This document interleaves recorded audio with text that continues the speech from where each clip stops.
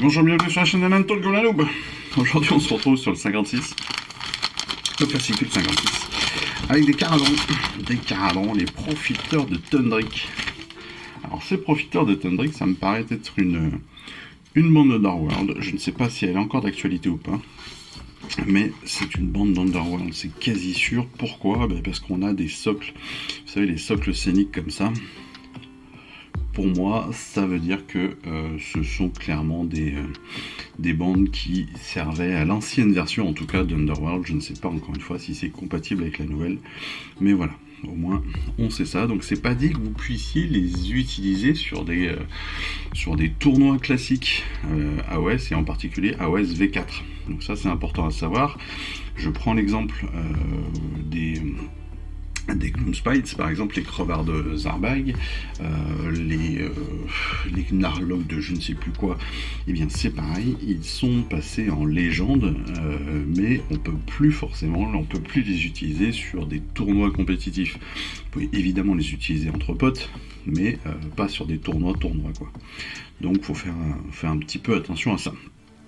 Ceci étant, très jolie figurine, qui ne me parle pas, vous le savez, les caradons, c'est pas mon truc, mais voilà, non, très très joli quand même, parce qu'on a quand même des sculptures qui sont très très belles. On a des détails sur les casques qui sont terribles, genre les sacs à dos comme ça, énergétiques, sont magnifiques. On a plein de trucs, plein de petits détails, ça sur les Gatling, des choses comme ça, qui sont les écrans de tir, j'ai l'impression, je ne sais quoi. C'est plutôt pas mal, c'est très très très beau. Non, et puis les socles minins, les socles scéniques comme ça, les socles tactiques comme je l'appelais, sont vraiment sympas, vous voyez, avec les pierres et tout, c'est vraiment joli.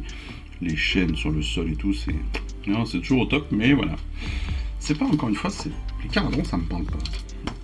C'est marrant, comme quoi des fois, c'est pour ça qu'au début de la collection, et parmi toutes les vidéos que vous pouvez trouver sur comment est-ce que je dois choisir mon armée, moi le premier conseil que je pourrais donner pour choisir une armée, c'est déjà choisir une armée qui vous plaît en fait. Et là, je sais que les caradons, c'est pas un truc que je jouerais parce que c'est pas un truc qui me plaît. Et ça, c'est le plus important. Les Gretsch, les trolls, les trucs comme ça, vous voyez, quand je vois ça, quand je vois des squeaks géants comme ça, ça me plaît, ça je trouve ça génial. Quand je vois, voilà, ça c'est le squeak du boss, lui il me plaît, voilà, lui il a une bonne bouille, tu vois. Quand je vois la spirée d'Arcot, ça me plaît. Les caradons, ça me plaît pas, je sais pas, c'est personnel, c'est comme ça. Enfin bon. Dans ce numéro, évidemment, un petit peu de lecture de collection, d'assemblage, de peinture et de jeu. Et on va le découvrir très rapidement, mais avant tout, le code caradon.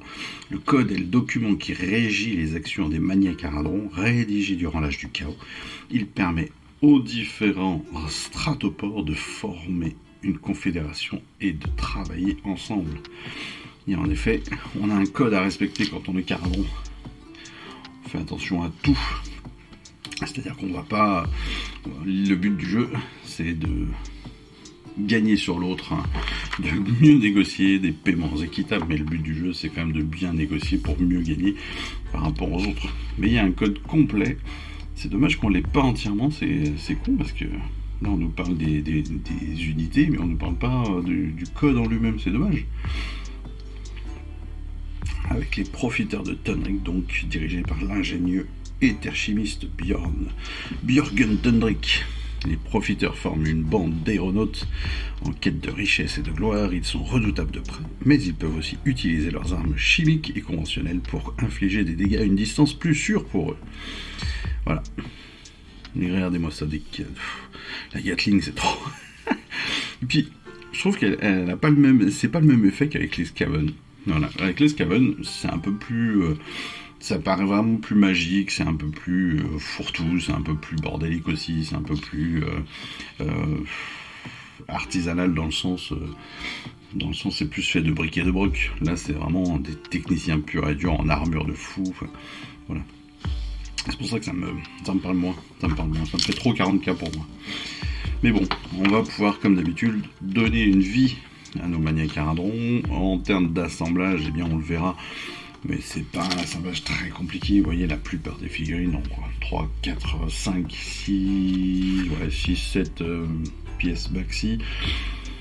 Les plus grosses problématiques, c'est souvent les embouts des armes. Voilà, parce que ce sont des petites pièces. Le reste, assez tranquille. Au niveau de la peinture, on le découvrira au moment de la vidéo spécifique peinture, mais vous voyez qu'il n'y a quand même pas non plus de grandes difficultés, en tout cas pour l'instant, ça c'est plutôt bien. Par contre, ce qui est bien, c'est que maintenant on arrive à avoir les couches de base, les ombrages, les soclages petit à petit, vous voyez. On détermine en fait des étapes véritables de peinture, donc ça c'est plutôt cool. Et puis dans la vidéo de règles, on découvrira bien évidemment nos chartes d'unité, mais aussi des tactiques sur la destruction, et puis notre nouveau plan de bataille qui viendra compléter notre collection. Les numéros suivants, vous le savez, vous l'avez découvert avec l'ouverture du colis, le 57, le troupeau de Squig, la Squig Herds.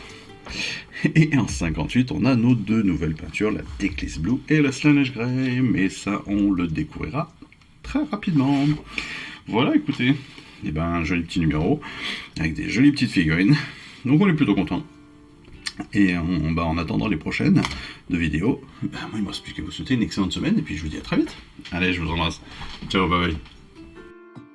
Je vous remercie d'avoir suivi cette vidéo. Si ça vous a plu, eh bien abonnez-vous, lâchez un petit like et un commentaire, et suivez-moi sur Instagram. Instagram où je poste régulièrement des photos de mes dernières réalisations et dernières peintures.